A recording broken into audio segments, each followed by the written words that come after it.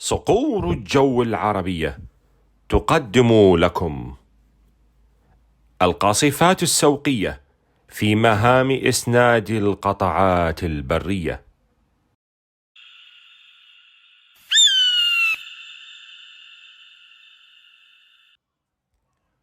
من ضمن فعاليات القوة الجوية العراقية خلال الحرب العراقية الإيرانية استخدام القاصفات الاستراتيجية السوقية TU-16 TU-22.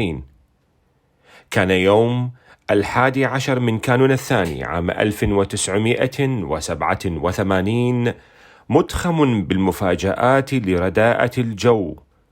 توقفت فعاليات القوة الجوية في جميع القواعد، وبما أن الهجوم الإيراني شرق البصرة وتحديدا قاطع بحيرة الأسماك كان شديدا وضاغطا، أصبح الإسناد الجوي القريب ليس مطلبا مهما فقط، وإنما ضرورة ملحة على ضوء تعقيدات الموقف على الأرض. فكان الخيار الأصعب لقيادة القوة الجوية هو تكليف السرب 10 TU-16 والسرب 36 TU-22 بمهمة الإسناد، لكون القاصفات لديها القدرة على الطيران بالأجواء الرديئة وإمكانية القصف الراداري. كانت واجبات الإسناد الجوي القريب هي الأصعب على القاصفات حتى من واجبات العمق، لأنها لا تحتمل الخطأ، حيث أن حمولتها العالية تضع القطعات المسندة في تأثر نصف قطر التدمير المسموح به. وكما يعلم الجميع، في السنوات الثلاثة الأخيرة من الحرب نشط الدفاع الجوي الإيراني، وخاصة بطاريات صواريخ هوك، وحتى تعبئة استخدامها النصف أوتوماتيكية كانت هي السائدة.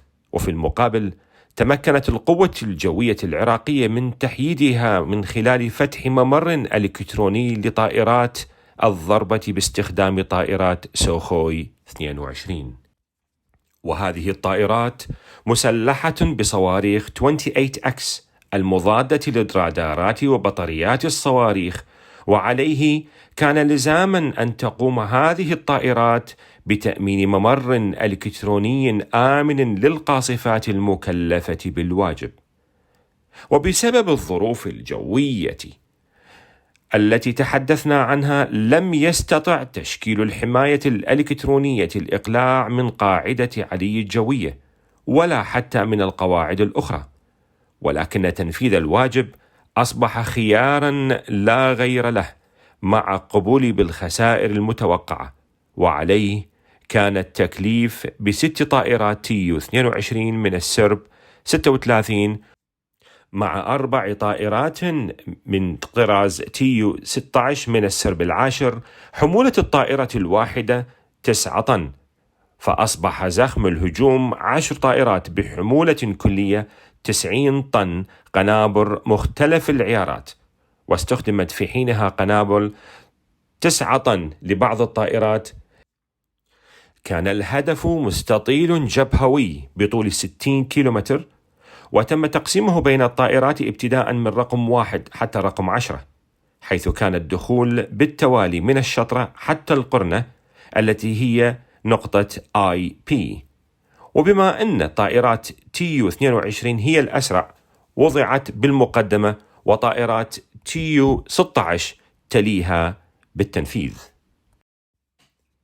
في ذلك الوقت استلمت القوة الجوية العراقية 3 قاذفات صواريخ استراتيجية صينية طراز B6D من مجموع 4 طائرات تم شرائها باسم دولة شقيقة.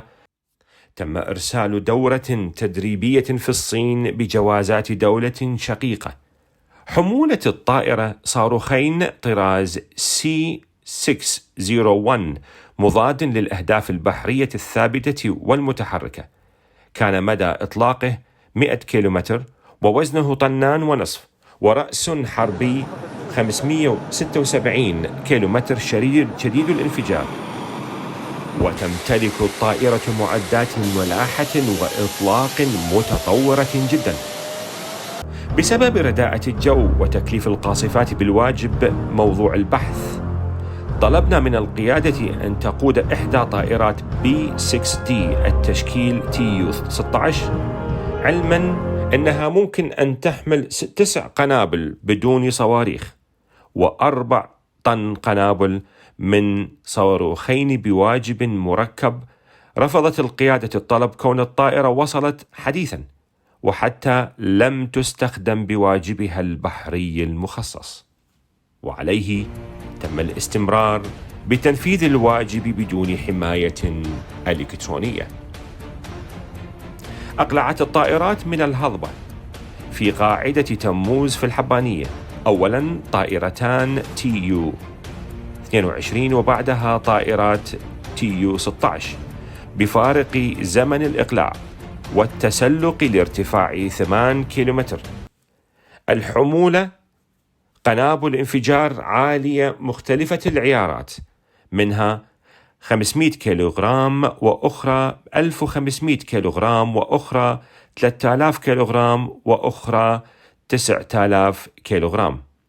لقد حققت الطائرات أهدافها وأجهضت الهجوم. كان الهدف مقسم لكل طائرة هدفا، بحيث تكون الضربات متلاحقة على طول الجبهة. عادت جميع الطائرات إلى قواعدها بسلام إلا الطائرة التي أسقطت رقم 10. ونقلا عن الطاقم الذي كان بالطائرة رقم 9 يقول: قبل دخولنا منطقة الهدف تم إطلاق صواريخ على طائرات TU-22 بلس لوب النصف أوتوماتيكي، ولكنها لن تصب أي منها. استطاع أحد طياري TU-22 أن يشاهد الإطلاق والانفجار، فاتصل بقاطع الدفاع الجوي الثالث مخبرا عن ذلك، إلغاء واجبات التشكيل TU-16 وإرجاعه، لكن لم يتخذ أي قرار في حينه بصدد ذلك.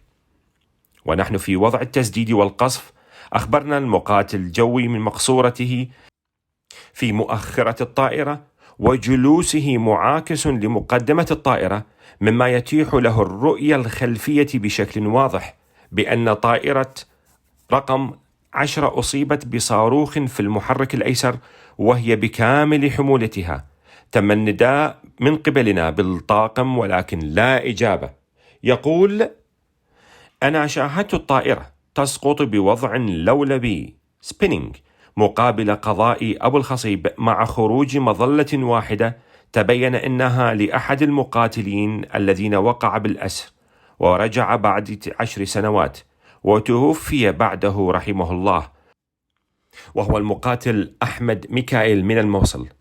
اتصل به أحد أفراد طاقم رقم 9 بعد العودة من الأسر وشرح له الحالة قائلا: بعد إصابة الصاروخ للطائرة حصل حريق بالمحرك الأيسر، وعملت منظومة الإطفاء أوتوماتيكيا حتى وصل باودر الإطفاء إلى المقصورة الخلفية، فكان الوقت يمر سريعا. وكان النقاش بين الطيار الأول الرائد رعد مشحن الحردان والملاح الرائد الملاح رعد سلمان العبيدي، هل سيتم القفز بالمظلات قبل قصف الهدف أو بعد ذلك؟ فكان الرأي القصف ثم القفز، وبعدها تعقد الموقف من وضع الطائرة المتغير وساد الصمت في المقصورة. حينها قررت القفز وشاهدت اصطدام الطائرة بالأرض وأنا في الجو. الكلام للمقاتل الجوي الذي غادر الطائرة بالقفز بالمظلة. الغريب في الأمر أنه كان أحمد ميكائيل في الواجب في اليوم 22 من شهر سبتمبر عام 1980، وكان الواجب أكثر تعقيدا منها سقوط طائرة قائد التشكيل قبل الهدف بساعة نتيجة الاصطدام بجبل فوق مدينة سومار، وإصابة طائرة رقم 4 قبل الهدف ب10 دقائق، مما اضطر أحد المقاتلين بالقذف ووقع بالأسر. وبقي النائب ضابط أحمد ميكائيل بالمقصورة مكشوفة بطيران لأكثر من 1.5 ساعة، مما تسبب في تمزق طبلتي الإذن. عولج لفترة طويلة واستطاع القفز في الواجب الأخير، وكان الناجي الوحيد من الطاقم المؤلف من كل من الشهداء: الطيار الأول الرائد الطيار رعد مشحن الحردان، الملاح الأول الرائد الملاح رعد سلمان العبيدي، الطيار الثاني ملازم أول طيار حميد، الملاح الثاني ملازم ملاح جاسم، مقاتل أسلحة رئيس عرفاء شعلان.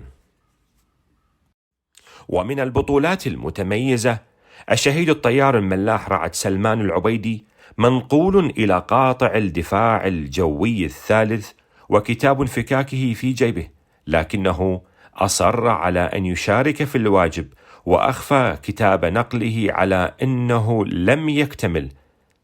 هؤلاء هم رجال وصقور العراق الأبطال.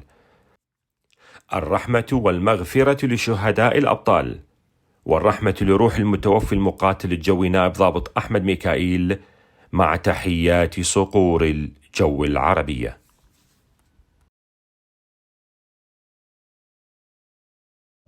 الرحمة والخلود لشهداء العراق، والخزي والعار للخونة والمارقين، مع تحيات صقور الجو العربية.